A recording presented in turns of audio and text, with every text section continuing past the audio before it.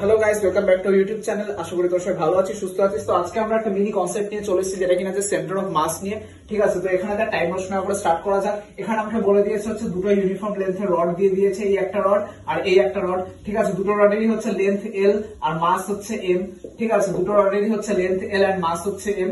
And আমাকে বলেছে এই জায়গায় দাঁড়িয়েছে এই স্ট্রাকচারটার আমাকে সেন্টার অফ মাস বের করতে। এবার আমরা কি জানি, একটা ইউনিফর্ম মাসের হচ্ছে একটা রড যদি হয়, সেটা সেন্টার অফ মাস সবসময় মিডিলে হয়।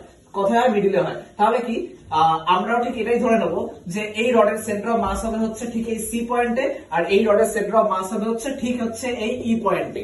ঠিক আছে, তাহলে আমরা স্ট্রাকচারটা ঠিক কিভাবে লিখতে পারি?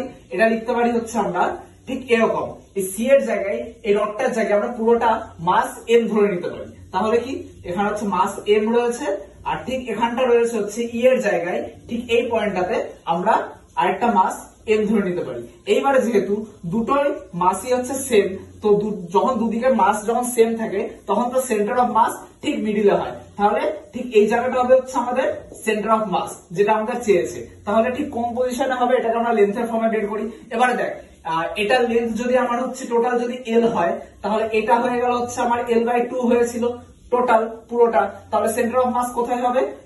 এল বাই 2 এর half divided by 2 equals to L by 4। মানে হচ্ছে কিছুটা এই পজিশন হচ্ছে আমার সেন্টার অফ মাস হবে। ক্লিয়ার?